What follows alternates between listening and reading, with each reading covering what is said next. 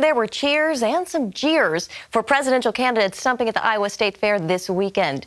While polls show President Joe Biden and former President Donald Trump holding big leads, CBN News White House correspondent Abigail Robertson spoke with some voters who suggested the races are closer than the numbers show. Every 4 years, the annual Iowa State Fair turns into a destination for political tourists. People come from all across the country to meet, hear, and maybe even flip a pork chop alongside candidates vying for their support in the presidential election.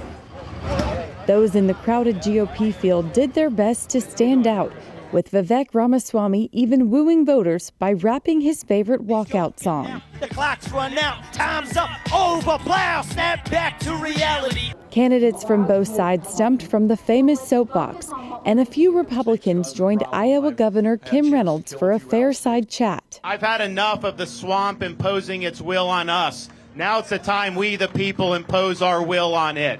But GOP frontrunner Donald Trump paved his own path at this year's fair. More importantly than anything right now, I guess we're up 50 points in Iowa, 5-0. Arriving with an entourage of 9 Florida congressmen who endorsed him over Ron DeSantis. We are going to take care of our country. We're going to take care of Iowa. And you're going to be proud of our country again. Trump fans taunted his opponents around the fair. They tried to drown out DeSantis' chat with Governor Reynolds with cowbells and whistles and chanted Trump as he worked the grill at the famous pork tent. Mike Pence was jeered at a few times during speeches. You're a traitor! And a few young men held a sign behind Nikki Haley reading, "Eat a corn dog, you coward." Around the political soapbox, CBN News spoke to multiple Republican voters who cast doubts about Trump's resounding lead in the polls. I think it's time to look beyond President Trump. He did great things for this country, but it's time to move forward and look to the next generation of Republican leaders. I don't put a lot of faith in polls. I don't think he's as far ahead as what the polls are making him to be.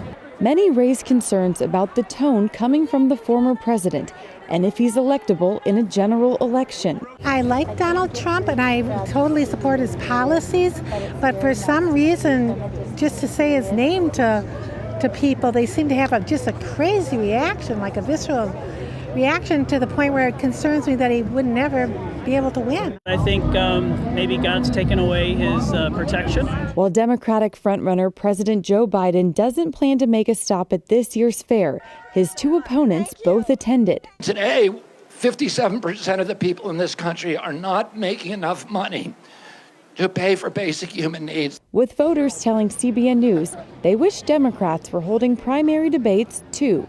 We should welcome debates. Conversations, debating one another is where truth is found and where new ideas are birthed. GOP candidates will continue to blitz the Hawkeye state until Iowa's First in the Nation caucus in January.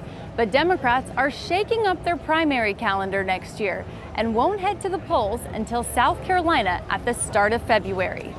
Reporting from Iowa, Abigail Robertson, CBN News.